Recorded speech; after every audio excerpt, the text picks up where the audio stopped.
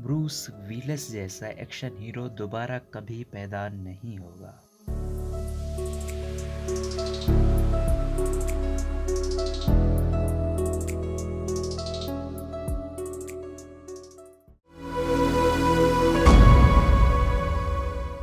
उन्नीस के अवाइल में हॉलीवुड के नामवर प्रोड्यूसर लैरी गॉर्डन और जोएल सिल्वर एक एक्शन हीरो की तलाश में थे। वो एक एक्शन कहानी पर काम कर रहे थे जिसमें दहशतगर्द लॉस एंजलिस में एक बुलंदोबाला टावर को हाईजैक कर लेते हैं। स्क्रिप्ट में एक मजबूत और स्टूल जिस्म वाला फाइटर हीरो की जरूरत थी। मुआहदे की वजूहात की बिना पर फ्रैंक सिनात्रा डाई हार्ड नामी इस फिल्म की अवलीन तरजीह थे। ताहम फ्रेनिक ने सबसे पहले ही इनकार किया क्योंकि वो 1968 में बनने वाली फिल्म द डिटेक्टिव में बतौर हीरो काम कर चुके थे। ये फिल्म भी डाई हार्ड की तरह मुसन्निफ रॉड्रिक थोरिप के थ्रिलर नावलों पर मबनी थी। जब 70 साल अदाकार ने इस बात की तस्दीक की कि उनके दहशतगर्दों से लड़ने वाली फिल्मों के दिन अब खत्म हो चुके हैं, तो प्रोड्यूसर ने सीधे सबसे मजबूत उम्मीदवार यानी आर्नल्ड श्वार्ज़नेगर से राब्ता किया। लेकिन कमांडो, द टर्मिनेट और प्रेडेटर के स्टार ने भी इससे इनकार कर दिया क्योंकि उन्होंने मज़ाहिया फिल्म ट्विंस में डैनी डीविटो के साथ किस्मत आजमाने को तरजीह दी। एक के बाद एक मजीद इनकार आते रहे और रिचर्ड गियर, रेनल्ड,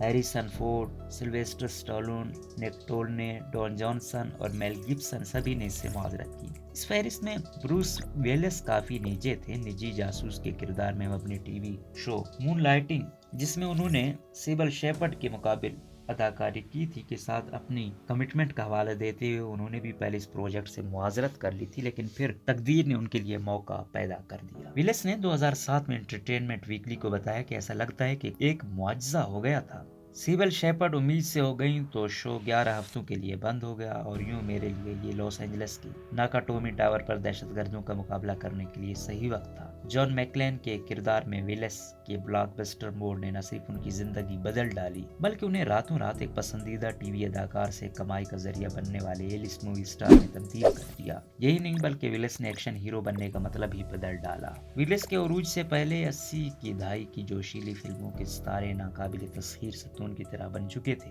लेकिन विलिस का मुतासिर करने का अंदाज जुदा था। ये नहीं, वो मज़ाहियापन, कमजोरी दिखाने और इंसानियत से ज्यादा करीब थे। उन्होंने गॉर्डन और सिल्वर को दिए गए $50 लाख से भी ज्यादा कमाए। गॉर्डन ने 1988 में न्यूयॉर्क टाइम्स को बताया, इस पागल दुनिया जिसमें हम रहते हैं, ब्रूस इस किरदार में मुकम्मल पैसा वसूल थे। उन्होंने मजीद कहा, प्रोजेक्ट के कामयाब होने के लिए आपको ये महसूस करना है कि ये किरदार नहीं बच सकेगा, लेकिन ब्रूस बड़े सितारों से ज्यादा एवरीमैन सिनेमा के लिए बने हैं। ये ऐलान के वेलिस अफेजिया, दिमागी नुकसान की एक शक्ल जो जबान की इज़हार और फ़हीम मुतासिर होती है, में मुब्तला है और अदाकारी छोड़ रहे हैं। हर उस शख्स के लिए अफसोसनाक खबर है जिसने दहाइयों से उनकी अदाकारी के आसान अंदाज का लुत्फ उठाया है। चंद फिल्म बीन ऐसे हो सकते हैं जो ऐसा ना सोचते हैं। उनका काम तवील, खास मिजाज का हामिल और मर्दानगी के इज़हार वाले तस्वुर से बेबाक उन किरदारों से भरा है जो आप किसी भी बड़े अदाकार को अदा करते नहीं देखेंगे। शायद इसकी बेहतरीन मिसाल ये हकीकत है कि उन्होंने डाई हार्ड के बाद जॉन ट्रावोल्टा और क्रिस्ट एली के मज़ाहिया रोमानवी project look who is talking में एक बच्चे की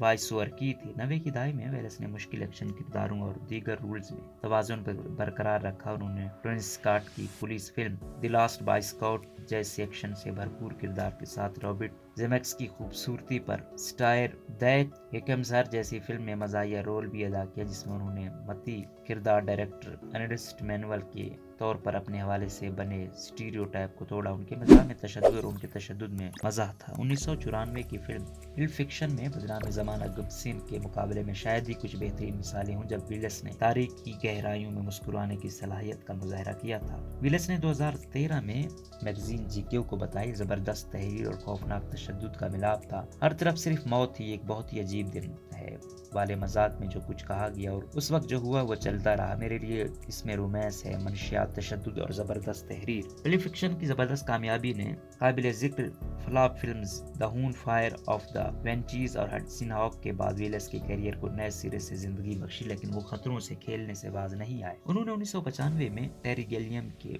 बॉर्न ऑफ किंग्स और 1993 में लुक बेसन की द फिफ्थ एलिमेंट जैसी ना समझ आने वाली साइंस फिक्शन फिल्मों में काम किया, लेकिन इसके बावजूद वो माइकल बे की आर्मागेडन जैसी बड़ी ब्लॉकबस्टर फिल्म में कला में ड्रिलिंग करने वाला किरदार निभाने का भी वक्त निकाल सके, जो 1988 की सबसे ज्यादा कमाई करने वाली फिल्म थी। अगले ही साल विलिस ने एक बार फिर अंदाज बदला और एम नाइट श्यामालान की डरावनी नफसियाती thriller film the sixth sense में बतौर चाइल्ड साइकोलॉजिस्ट अदाकारी के जौहर दिखाया कर नाकदीन से अपने कैरियर की बेहतरीन रिव्यू हासिल की। गुज़िश्ता दहाई में विलिस की डायरेक्ट टू वीडियो जिनको नाकिस राय मिली जैसी फिल्मों में नजर आने के फैसले से बॉक्स ऑफिस पर उनका सितारा मध्यम हुआ, लेकिन फिर 2012 की मूनराइज किंगडम में वेस एंडरसन के साथ काम करने जैसी काबिल जिक्र मिसालें मौजूद हैं। और फिर उन्होंने साइंस फिक्शन लूपर में वापसी की। ये वो फिल्म है जिसको विलिस को अपना बेहतरीन काम समझते हैं। विलिस ने मैगजीन स्क्वायर को बताया, मैंने जो कुछ भी किया ये सबसे बेहतर है। विलिस रियान जॉनसन की तारीफ कर रहे थे, जिन्होंने आगे जाकर स्टार वार्स,